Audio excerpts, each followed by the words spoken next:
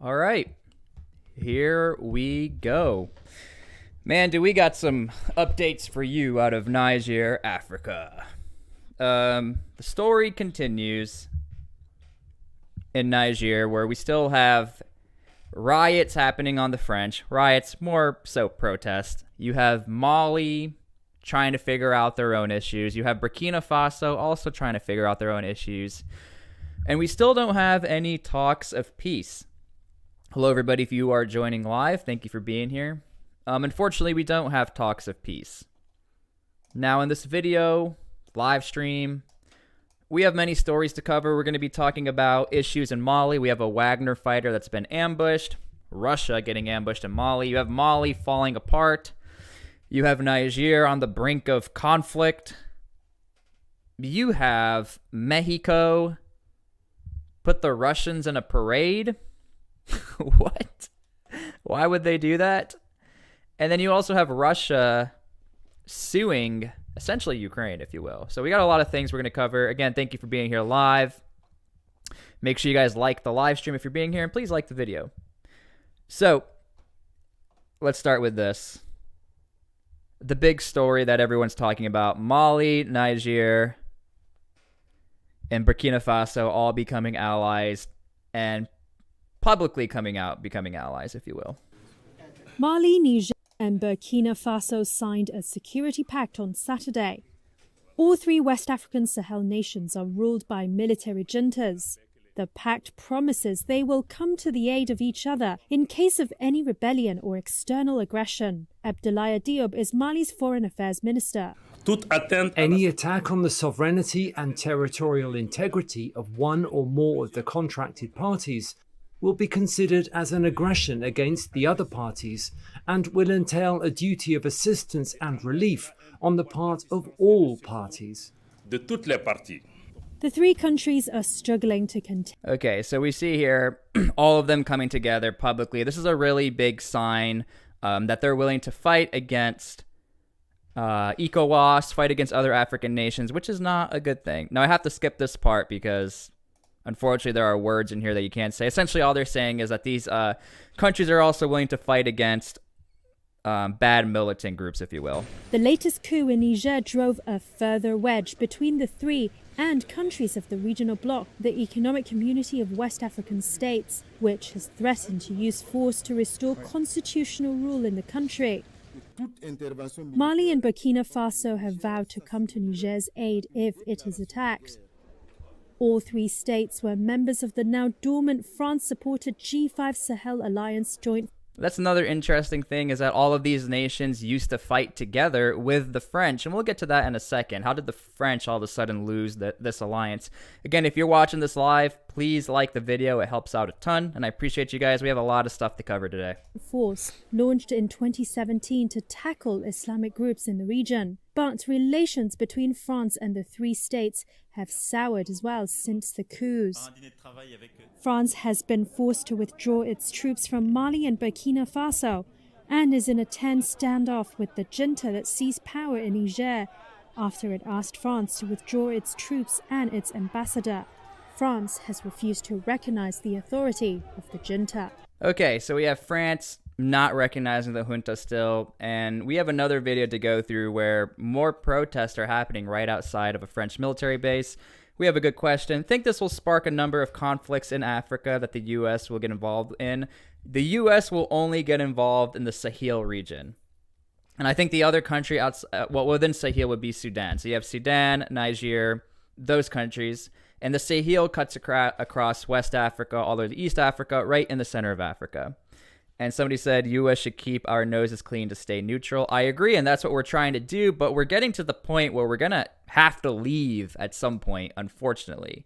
And so here's what's happening right outside of a French compound, which is not good for the French. But again, it's a continuation of what's happening to the French. They don't want them there anymore. They're doing peaceful demonstrations. And if this continues to happen, unfortunately, if one incident happens, the French are just going to be like, well, you guys attacked us, so we need to attack you. Thousands of protesters descended upon Niger's French military base on Saturday after French President Emmanuel Macron said the ambassador they have been calling to leave was being held hostage.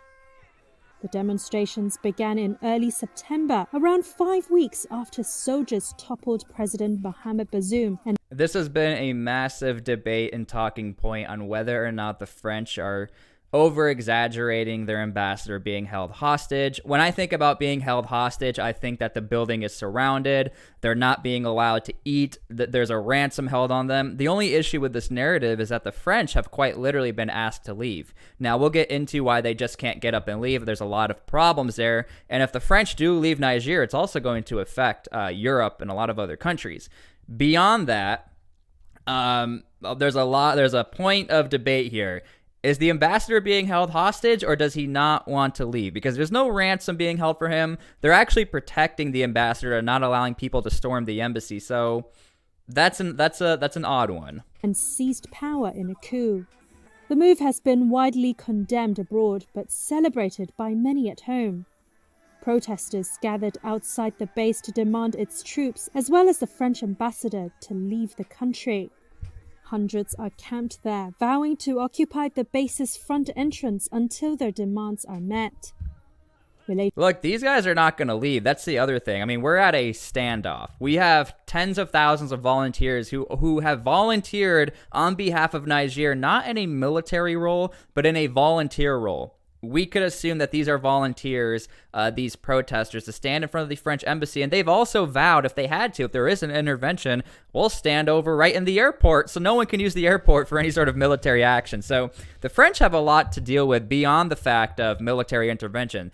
They just can't attack civilians. So I don't know what they're going to do here. And if you are watching this live, we have a ton to get through. I'll address this comment real quick. Liberia is a place America could have bases and keep that area in sights. Yes, it is. But the U.S. most likely would go to Nigeria because it's the safest country in the region.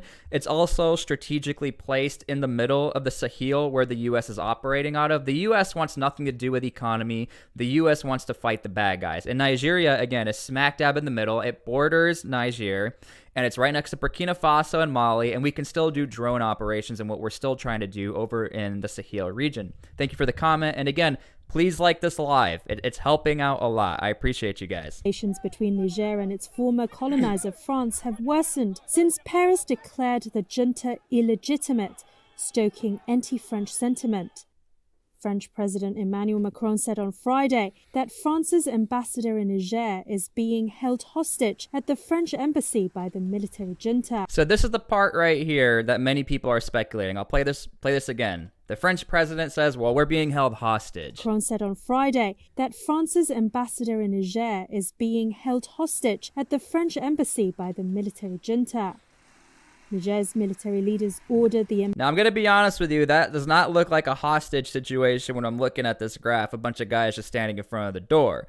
And again, a very big point of contention. Are you being held hostage, or are you not willing to work peacefully throughout the situation? I'll leave it up to you guys in the comments. You guys let me know. I'm on the fence about that. I understand where France is coming from, because even the French are the only ones saying anything. The United States is sort of just in the corner, like, oh, I don't know what's going on, and I have a video for you with that. But yeah, the French, I mean, are put in a terrible situation where there's no getting out of this one. Military leaders ordered the ambassador's expulsion late last month, but Paris rejected it, saying it still regards democratically elected Bazoum, currently held prisoner, as the country's sole legitimate leader. There you go. Now, somebody asked, will the French leave Niger? Well, the issue is this. If they leave Niger, they're leaving behind a massive amount of uranium supplies, 15%. So Niger supplies 15% of France's uranium needs and accounts for a fifth of the EU's total uranium imports. Now, although it doesn't seem like a lot on paper, it is a lot. Even if they take away 1%, you're still taking away from the power supply. And it also, it impacts a lot. Economy, well-being, etc. So this is a massive reason as to why people are saying this is why the French won't leave. Somebody said U.S. is not fighting any bad guy. You're lying. The U.S. has been in the Sahel for 20 years. Please come at me with facts, bro. Just kidding. I love you. France state-controlled nuclear fuel producer is continuing activities in Niger and monitoring the situation. A company spokesperson said in a statement email to Politico, stressing that our priority is to maintain the safety of our employees in the country. The French government and energy experts were quick to stress that the tensions will not have any immediate impact on France's needs for uranium. Right. Just as the United States doesn't need to buy oil from other countries, the second we stop producing oil or using our own oil, the prices skyrocket. So it doesn't have an immediate impact, but it definitely has an impact. And the same goes for uranium. So I don't see the French leaving. Now, something else that I see that's a little tough for the French to swallow is that the United States never straight up said this was a coup, and this is my favorite clip concerning this entire conflict. Hopefully, we might have to watch an ad. Let's let this ad run. Essentially, the French have been very outspoken in saying this is a coup, we want our guy back. As far as the United States, we've been very passive, if you will, and the strategy worked. This is the most passive thing I've ever seen the U.S. military do in about 20 years of studying and looking into all these conflicts. Yeah. Yesterday in Niger, the military council that toppled President Bazoum said he could face the death penalty if found guilty of treason. Is it still your position that this isn't a coup? So as you know, we continue to assess the ongoing situation in Niger. We are hoping that this can be resolved peacefully and through diplomatic means. We've come very close to say, again, that this is an attempted coup. I think. Again, using the words of peace, using the words of this is an attempted coup. This is a coup. I mean, let's get this straight. But the issue is there's legal implications. The United States, legally, upon our laws, we cannot provide aid. We cannot work with coups because it's borderline working with, what's the word? It's the T word, working with bad guys.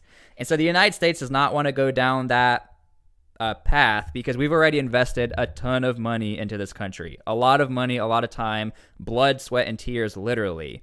And again, if you're watching this live, we have a lot of stories to cover. Thank you for being here. Please like the live stream. It helps out a lot. For whatever reason, if you guys like the live, it helps out a ton. I think by all means, from State Department, from DOD, from other levels of government, we are trying to work through this in a peaceful manner. As you know, Niger is quite a critical partner to us in the region, and so we are hopeful that we can resolve this in a diplomatic way. For people who have no idea as to why Niger is a critical partner, and I'm sure the United States and media never talks about Africa, Niger is smack dab in the middle of one of the most volatile areas in the world, a very terrible place on earth. Not the country, but the region of the Sahel, where Mali is falling apart, Burkina Faso is falling apart, and if you guys stick around, we're also going to be talking about how Mali is being taken over. We have actually a Wagner fighter who was ambushed, which is... Russia ain't talking about that, I'll tell you that right now, and neither is the media. But that's why the United States considers Niger a massive partner to fight these bad guys, to fight these groups on these border regions who border hop. Now, somebody had asked, will the United States leave Niger and go to Libya? No, I think not. We would be in Nigeria. This is the safest place for the United States to be. We have a very strong military, cooperation with Nigeria. We're cool with them. There's even articles I found where the 82nd Airborne has trained paratroopers in Nigeria. So we have a strong bond with them, and it makes the most sense to go to Nigeria. Also, going over here to Nigeria, we're not going to cause any sort of friction with our partners of Niger, because if we leave Niger, okay, whatever. We can't go to Benin, because over in Benin, Niger has already cut them off. And we can't go to any of these neighboring countries because we can't fly these drones over Burkina Faso and Mali. So we have to go to Nigeria because all the action is happening over here where my cursor is, on the borders of Mali, Burkina Faso, Niger, and some in Nigeria. But why does it seem like you're almost bending over backwards not to call it a coup, and we've seen France, the EU, and ECOWAS just come out and call it what it appears to be? Well, again, I mean, I think we've been very clear that it certainly looks like an attempted coup here. We have assets and interests in the region, and our main priority is protecting those interests and protecting those of our allies. So a designation... We have a really good comment. Somebody said, a critical partner you've never helped. Hillary and Obama are responsible for all this chaos. Well, awkward for you, and a perfect segue. Thank you for the comment. Half of these guys were trained by the U.S. military, U.S. Special Forces, if you will. These guys actually really respect the U.S. military.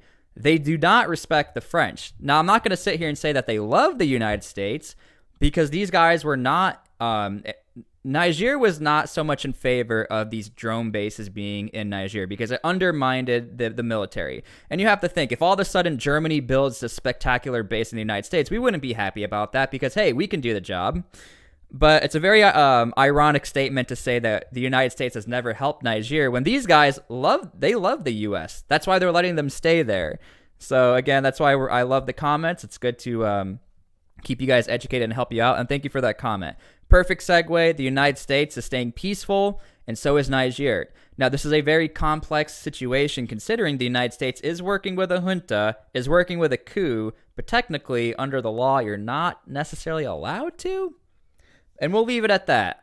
If there is still a progression of protest and the French unwilling to leave, it's going to get worse and worse. The United States is going to be forced to leave because they don't want to be in a country where there's a war. And the United States and generals of the United States have already confirmed that the United States military is looking for other partners to go work with and to leave. But they're not leaving the Sahel region.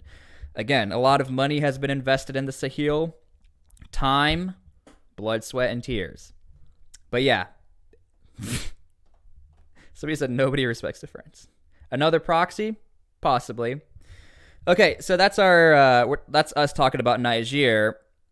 Now we have to talk about Mali. Mali right now is going... I can't play the audio on this clip, but I gotta be careful about some of this. You have jets being captured in Mali. You have tanks being captured in Mali by rebel groups. These are the same people that the U.S. military...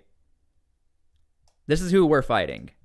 The issue is the U.S. military cannot fight in Mali. We don't have jurisdiction there, and Mali doesn't want to work with the U.S. military. They want to work with the Russians. Now, I can't think of a time where rebel groups were just walking around countries, capturing jets, and also shooting down aircraft. And so let's actually go ahead and look at the overall report of what exactly happened, and I'll show you these clips. And so pretty much what happened is you had these rebel groups that are operating in northern Mali, what's called the Timbuktu region. I'm sure you've heard of Timbuktu, and I think there was a cartoon about that. There was an attack that started around 3:30 p.m. Several armed groups, militant groups, attacked two defense forces camps in Timbuktu. Now, the reason why this is all relevant is because you have the Russians who promised peace and cooperation in Mali. We're going to defend Mali, when action and violence has actually increased in the region. A lot of it. It's getting worse and worse. And again, if you're watching this live, please like this live stream. It helps out a ton. I would love to push out these news stories so people can actually learn something other than what's happening in Europe. The fight lasted 2 hours before the militant groups came to take control of both camps. And we actually have video of these groups in these camps walking around freely. The two reinforcement aircraft were hit by enemy weapons. One crashed quickly, and the other made a forced landing. They also managed to destroy a Chinese MRAP. During the occupation, the assailants refueled the military equipment. They even fixed some vehicles before they left with it. And the latest left the camps early this morning. So breaking down this operation, this is a very technical and good group at what they do. I'm not saying they're good. I'm saying they're good at what they do. They were able to control a military base. They were able to capture equipment. They were able to counter an ambush, and they were also able to take out Malian aircraft.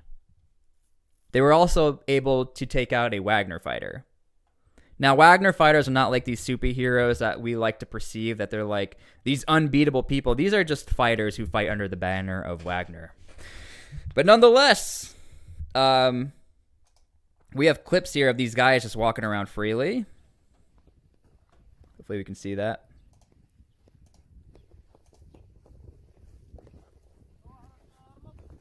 Again, remember, they were able to refuel their vehicles. They were able to fix their vehicles.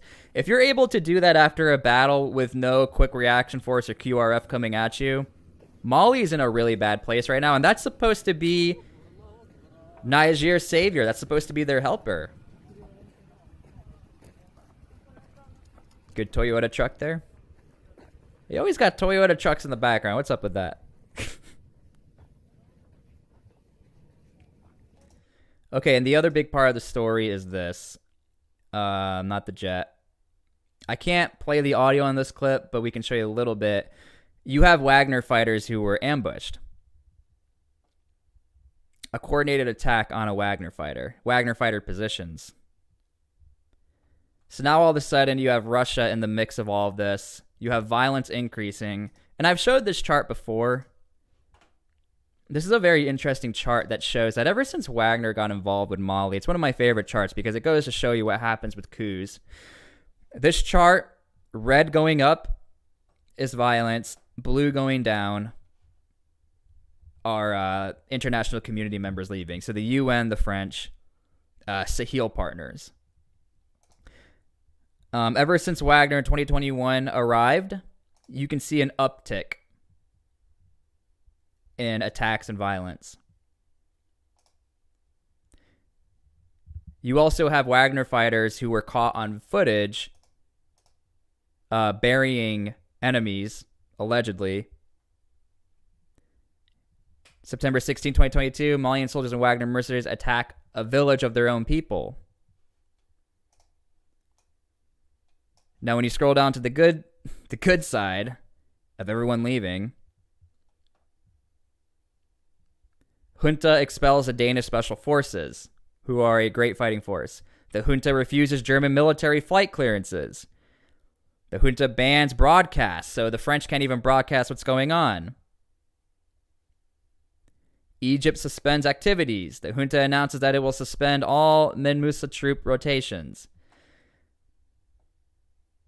Notice the chart is going down. The more they leave, 12,066 troops by the end of 2023, a 43% decrease. 97% increase in violent actions within Mali. I foresee this being terrible for Niger, considering that that's supposed to be their big partner. Mali, of course, is going to downplay this and act like nothing bad is happening. Not the case. It's getting worse and worse. You have videos like this surfacing all over Twitter and Reddit. And so, yeah, that's pretty much what's going on with Mali. It's a hard story to cover, considering you can only get the underground news about it. Wagner is playing this off like everything's going okay. Russia is trying to partner with Mali in an economic way and trying to nudge Burkina Faso to allow them to partner with them. T-SPLY, thank you for the $2 donation. I appreciate you. Also, please, guys, like the live stream. It helps out a ton. Love you guys. Thank you so much for the donation. Yeah, I foresee this being the ultimate opening for the French forces and ECOWAS to go into Niger. Ultimately, this is what is happening. I think it's a bad thing that Mali is suffering to these bad guys. That's why the United States is there in the Sahel, and that's why other big military superpowers are in the Sahel. But it opens the door for Nigeria to start an attack. Mali and Burkina Faso are covering the flanks of Niger. Benin doesn't have a direct route to the capital, so that only leaves one option, is Nigeria.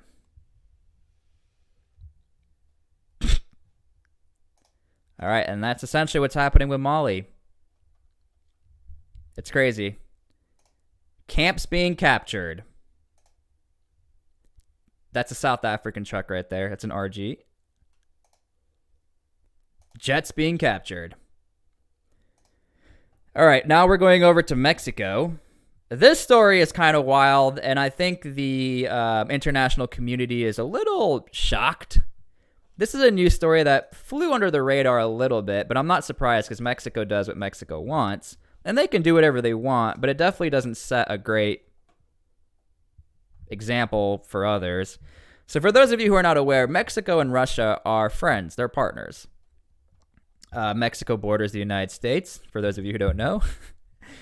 Mexico says they want to be friends with everyone. Mexico also found aliens a week ago from the time of this live stream. So the Mexico president defends Russian participation in a military parade. And you guys let me know in the comments here, what do you think about that? It's a very odd story. The Mexican president, Andres Manuel Lopez Obrador, long name, on Monday defended the presence of Russian military unit in a weekend parade marking Mexico's Independence Day. I don't know what the Russians have to do with Mexico's independence. Following sharp criticism in his country had given a platform to forces that invaded Ukraine. Somebody said China was also there. Wow. Ukraine's ambassador to Mexico, opposition politicians, and critical media blasted the decision to allow a Russian unit to participate on Saturday, but Lopez Obrador said Mexico had allowed any country to join in. That would be the most wild parade. Any country can join Mexico. Honestly, this is a little dangerous because, I mean, that's a military strategy. You can send any military you want into Mexico because we're here for the parade. Okay. Imagine Ukraine being like, okay, yeah, we're here for the parade, marching alongside Russian forces, right? We have relations with all countries in the world, and we invite everyone. Lopez Obrador said at regular government press conference after nothing that the presence of the Russian unit had sparked a scandal. Lopez Obrador, a leftist, has sought to keep Mexico neutral in the war between Russia and Ukraine, at one point proposing peace talks, which is a good thing. It's good to have peace talks. But it's definitely a little bit of an instigative thing considering a lot of Mexico's biggest partners are not partners with Russia.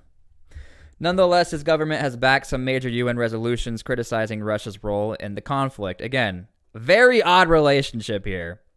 Condemning the Russians, but allowing the Russians to march in your independence parade. Ukraine's ambassador to Mexico, Okansa Dromariska, sorry if I said that wrong, sir, said on X, Twitter, no one likes this name, X. We all call it Twitter. That the parade had been sullied by the participation of Russian unit, which she said was stained with blood. How coherent is Mr. Lopez Obrador with your policy of neutrality and condemnation of aggression against my country? She wrote on Twitter. Russia's embassy in Mexico celebrated the 154th Regiment's participation in the event. Now, we also have an interesting story to follow this, where the same time, I'm going to skip this part. Can't show that. Russia is suing at the UN and is asking the UN court to stop this whole conflict. The reason why this is totally ironic that Russia is going to court is that Vladimir Putin is also supposed to be going to court. He's been charged with crimes against humanity. The smuggling of children, invading a sovereign nation. Using the UN's 1948 Genocide Treaty. Ukraine insists no genocide has occurred. That alone should be enough to reject the case, because, according to the court's jurisprudence, if there was no genocide, there cannot be a violation of the Genocide Convention. So Russia's playing semantics and playing into the whole, well, it says here, though, we can't be here if there wasn't something bad happening, so there must be something bad happening. Again, I think this is a stupid move on Russia. I don't agree with anything that they're doing, but it's very, ironic that they're in a court when Putin himself won't even go to court. The hearings at the International Court of Justice, also known as the World Court, are set to run until September 27th and will not address the merits of the case. Instead, it will focus on legal arguments about jurisdiction. The court has no way to enforce its decision, and Russia's government has previously ignored court orders to stop its military. Exactly. And to the point of this video, these international courts, they're good to have some sort of standard to like abide by. So if there's a standard that says, we should not attack regular populations, civilian populations, that's good. And if a country does that, we now have a legal process to implement. The only issue is with these courts, you can't do anything about it, especially with someone like Russia. Russia can do whatever they want because they're still in conflict. Who's going to go into Russia and get Putin? The only person who came close to that was the whole Wagner mutiny. So again, these courts are just a way, they're like these clown shows. They're these kangaroo courts where really at the end of the day, that's why the victors are the true winners of the war, because now they can impose a court process, just like what happened in World War II when you had all these trials against the Germans, etc. None of those trials would have happened if the Germans won. Actions. Experts say a ruling in Kyiv's favor would not stop the war, but could impact future reparation payments. Okay, and if you guys didn't know about this story, this happened about In March, the situation in Ukraine. ICC judge issues arrest warrants against Vladimir Putin. And of course, these warrants mean nothing because you have to go and get Putin or he has to turn himself in. Now, Putin had avoided going to like South Africa to attend conferences. All the conferences that Putin has with these African summits and other summits, they all happen within Russia. Russia didn't go to North Korea. North Korea went to Russia. China goes to Russia. They don't go to China. To avoid this, because Putin knows he's a wanted man. But again, these rulings cannot be enforced unless Russia loses or Putin is detained. I'm not trying to minimize or say that these are not important. They are important because you do need a set of rules and you do need a set of moral standards here, especially when it comes to the rules of war, which is a whole nother topic for a whole nother time because that's a confusing one. Yeah. Putin pretty much was being accused there's proof that they were smuggling children out of Ukraine into Russia. There's been accounts of these Ukrainian kids who finally come back to their parents and said, they said we were at a summer camp. They took us back. We've been gone for months. And the Russians were just trying to have us adopted. There's plenty of evidence to look into it. That's why the ICC even put the warrants out there. And so, again, the main point of this is to show you that none of this matters, though, because Russia is not going to even acknowledge this happened. Russia's not going to be following any of this. And Russia going to the UN and complaining about Ukraine is also another kangaroo court and a clown show. So, yeah, that's pretty much all of the news stories I'm going to cover today. I can't really think of anything else. If you guys have any other comments or questions, I'll give you guys like 3 minutes to give me some comments or questions. And thank you guys for liking the live stream. It helps out a ton. Still liking it. Thank you for the donations. Someone said nothing good comes from the French. Another hot potato trap. Yeah, it is interesting how all of these former French colonies are all falling apart. The main equation here seems to be, well, they were former French colonies, so there must be some sort of issue here.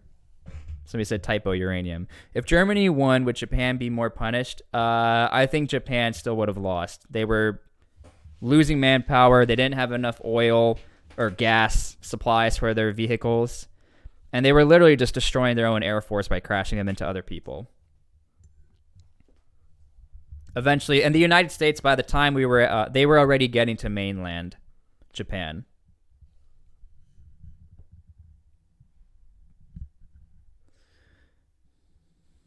Didn't Wagner say they were going to take out Putin? Yes, they did say that, but then they apologized, allegedly. That's why there's a lot of speculation that Wagner was taken out on purpose. I can give you more information and videos about the Sahel if you want.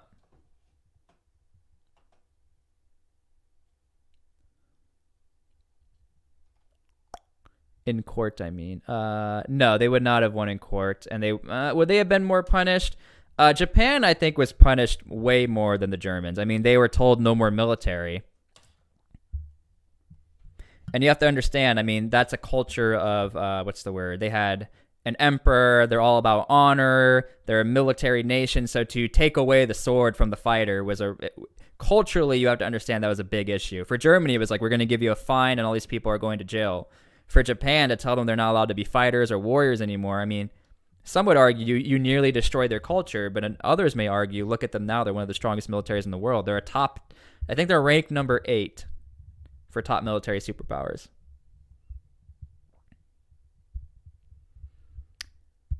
Somebody said, well, Wagner never mentioned Putin. It was more with the Ministry of Defense. Yeah, good point. Prigozhin never straight up said, I'm coming for you, Putin. He did mention Shoigu, though. Somebody said, my boy T-SPLY hit 300k subs in record time. Will you ever buy a mic? I don't like the mic being here because I'm just going to keep pushing it. I like holding the mic. Leopold, didn't you tell me about 30 minutes ago that the U.S. never helped anyone in Niger, and within 2 seconds I had proof otherwise, and you still said no? Was that you? Germany was banned, yes. But again, like I said, culturally saying to do it to the Japanese is like the worst thing you could have ever done. Prigozhin was an idiot for thinking he could make a deal with the devil.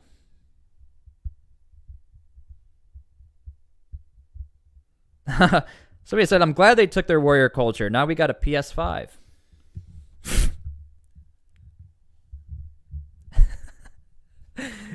That's a very fair point.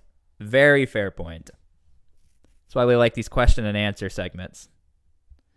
The Germans, for historic reasons, were called the Gauls. Yeah, they were also called the Barbarians. Isn't that a meme now? How much do you think about Rome? Hold the mic and wander. Doesn't Pat McAfee also hold his mic?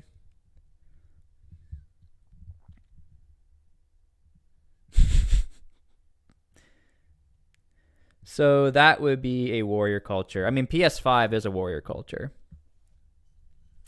Somebody said take out France. I'm not for any acts of violence, but I do think the French are going to be put in a corner where they do have to use military intervention. McAfee is a sellout. Fair enough. The Gauls were French. Germans have always been Germanic from Germania. Shout out to Jack.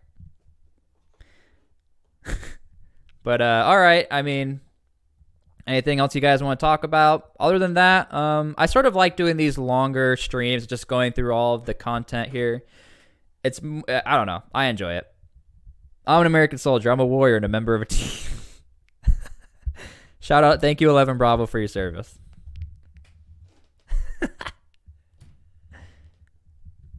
All right. I'm going to be getting off of this. Thank you guys again for liking the live stream. I'm going to post this live stream if you guys want to go back and watch it and make fun of me. That's also fine. Appreciate all you guys. Thank you for being here. And yeah, we're going to continue this. I'm also going to be posting on my second channel today. If you guys want to go subscribe to that, that'd be cool. The Supply Dude. Hey, look, I'm over here.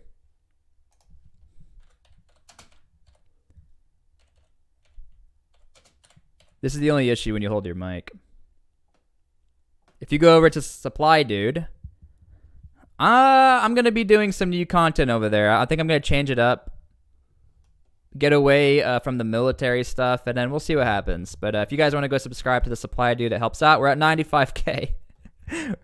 I'm the only person with a second channel with 95K who gets 900 views, 300 views. Thank you for your service. Yeah, we'll see. Go help that channel. Hit that 100K. All right. Love you guys. Thank you for being here. Yeah. Thank you for liking. Thank you for the donations. And we'll see you later.